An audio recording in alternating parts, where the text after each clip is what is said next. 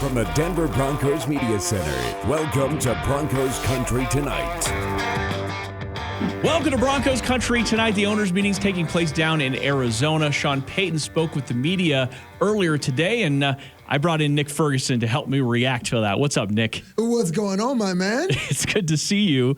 Let's start with what he started with, and a lot of questions surrounding the Broncos wide receivers and what that wide receiver room is going to look like, acknowledging during the press conference that they've received some calls on some of their wide receivers, but at least right now they'd like to keep that room intact. And honestly, that really does line up with a team based on spending more than anybody else in free agency. That lines up with a team that expects to be competitive right away. Yeah, absolutely. What do you expect for Sean Payton to do when he first came here? He was going to make this offense much better than it was last year. And I get it from the player standpoint as far as being a little upset when someone's talking about trade rumors, but at the same time, this means something well for the Broncos and the receivers who were in question, Jerry Jeudy and Courtland Sutton.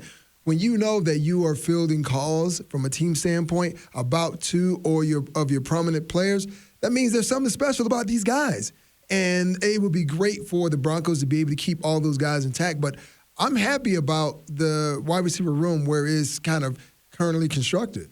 Well, I am too. And I think it gives you a lot of options. And he even talked about that during the press conference. He's like, look, we're not going to have traditional X receiver, Z receiver, so on and so forth. He's like, a lot of these guys are going to kind of mix and match based on matchups. And he said that's something that they've done quite a bit down with the New Orleans Saints. Yeah, that's one of the things about playing in NFL, especially in this offense. I mean, we saw last season a lot of guys went down. And then when that happened, it was like, well, who are you going to plug and play in these positions? Right. But knowing as though Sean Payton wants to come in and employ that type of mentality with the wide receivers, you're not just an X, you're not just a Y. We're going to move you around. And also, by the way, we're going to expect you to learn, what to do in the slot just in case something happens, because it puts the defensive coach on their heels because they don't know, well, who's going to be featured in the offense that particular week. So now it's about versatility from a scheme and play call standpoint, but also versatility from a player standpoint as well. 100%, yeah. And plus you get the opportunity, I think, as a player to learn what may be something you didn't know you were good at, right? I mean, we saw last year when Jeudy got to be on the outside at the X,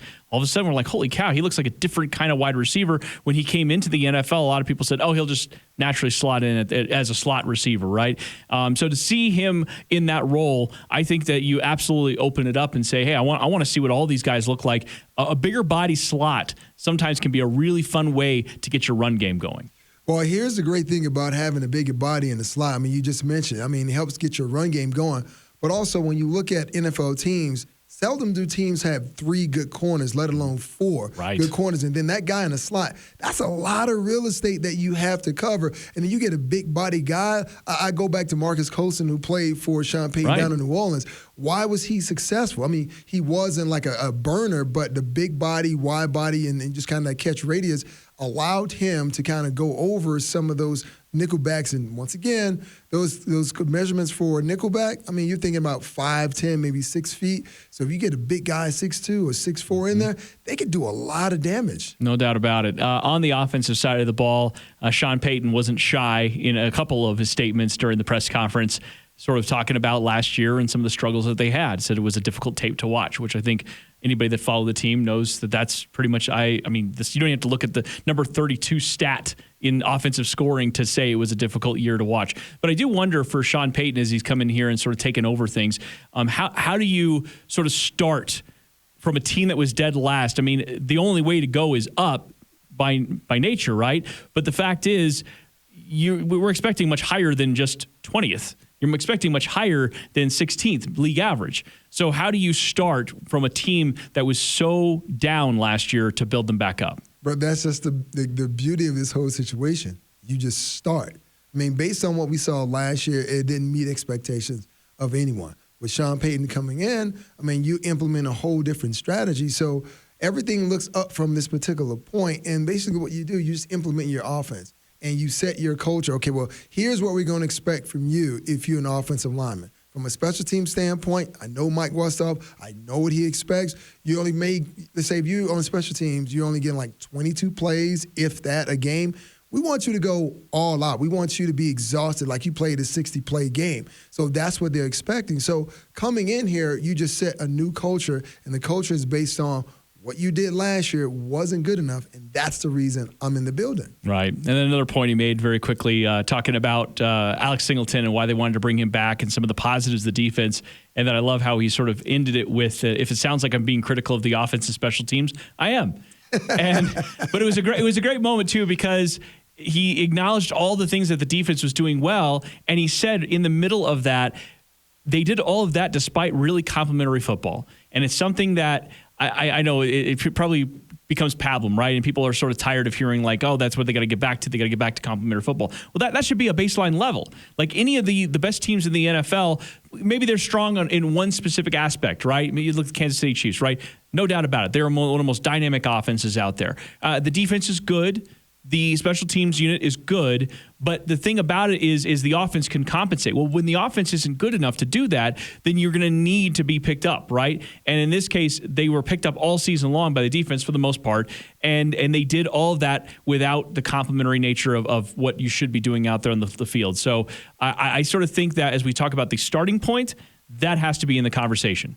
Well, everything is pretty much on the table. When you think about Sean Payton and his tenure with the New Orleans Saints, yeah, we know about Drew Brees and the numbers he put up. But when you look at Dennis Allen's defense, they never really matched the offense exactly. So now if you're Sean Payton, you're happy about the situation that you're in because now you have Russell Wilson, who now didn't have a stellar year. You know what he's capable of, but you have a defense with the pieces in place. Yeah, you go out in the draft and you add a couple more guys. But now, I mean, you're in the best possible situation that you've ever been in your career. And it's crazy that we don't hear too many people actually talking about it. We hear so much about how poor the offense is and how much he's going to have to put in to get this thing back on track. But when I really think about it, Ryan, it's not going to be that hard.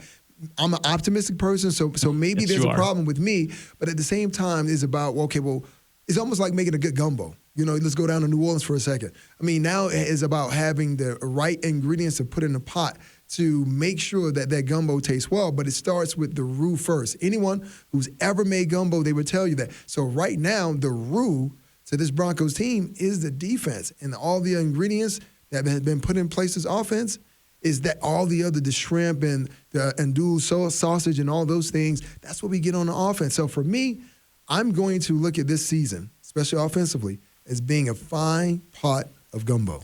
On a cold day here in Colorado, I think a lot of people would appreciate that. Absolutely. All right, just last couple things here for you. So let's kind of look at it in terms of a couple of things he mentioned. First of all, said that they're going to go straight into phase one in their off-season training, and it's going to be mostly weightlifting and running. He said a lot of the conditioning work they're going to do, very little football at all. Do you like that? Yeah, I do, because once again, this is a new strength and conditioning coach. The players have to understand, what they're being asked to do in the classroom, but they also have to understand what they're being asked to do from a strength and conditioning standpoint. Last year, it was a record number of guys on IR. I'm not saying that it had anything to do with the previous strength and conditioning staff, but Sean Payton has a way of doing things, and he wants to implement things in pretty much a slow gradient type of methodical way. And I think this is the best way to do it. All right. That, of course, ramping up to training camp in the preseason. And as a lot of people sort of expected, Broncos starters are going to play in preseason games. Now, I know a lot of the let's say old timers, but a lot of the previous era of football players, I'm looking at you. Yeah, I'm sure. A lot of the previous era of football players, they had a problem with that. Now, there's some new school thinking, right? Sean McVay, for example. I think Matt LaFleur out there with the Green Bay Packers. Like some of those newer coaches, they decide not to play their starters in the preseason. It's just not worth the risk. But Sean Payton, a little bit more of the old school mindset. I'm sure a lot of the local players, the former players, really appreciate that the starters are going to play this year. Well, it's funny you started talking about us older players there. But, I didn't have a problem with it like everyone else, because when I coached with the 49ers, I saw that this was this new way of coaching, because you're trying to keep players healthy and keep them out on the field. But the idea is that you still can get your preseason work in during practice. It's about elevating and revving up that level of intensity. But another way you can do it is by having those joint practices. Those joint practices are as, if not more, competitive than the preseason games anyway, because they are so structured, right? You can, if you want to work on a goal line, you can work goal line, serving the plays and with certain players.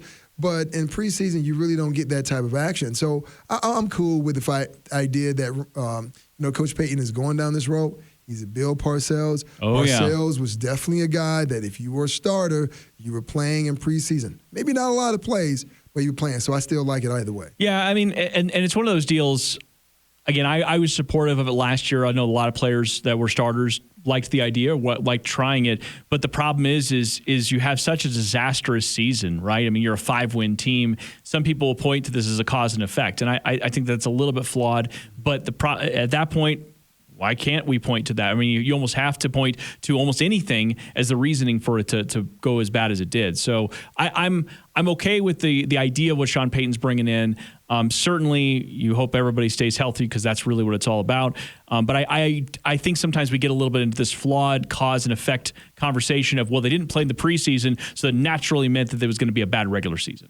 Yeah, that's kind of the idea on the outside looking in. But, I mean, you had these practices just as well as I am. And last year, there wasn't a lot of intensity. It was more like a chill, relaxed way. And I know that's the new way of the CBA. But with Sean Payton, once again, being from an old school, being Bill Parcells type of guy, yeah, he wants to, get guys out there, lather it up a little bit. For me, I know we haven't even gotten that far yet. For me, the first day of pads is always symbolic of seeing where your team is. Last year, we didn't get that. This year, I'm hoping we get a little more of it because you want to make sure that your team has somewhat of a balance, especially knowing the running backs that they brought in. I want to see what that looks like. That's going to kind of set the tone and dictate what this offense could be like. So training camp can't get here any fast enough. Appreciate you, Nick. Thank you, man. Thank you. For Nick Ferguson, I'm Ryan Edwards. Thanks for watching Broncos Country Tonight.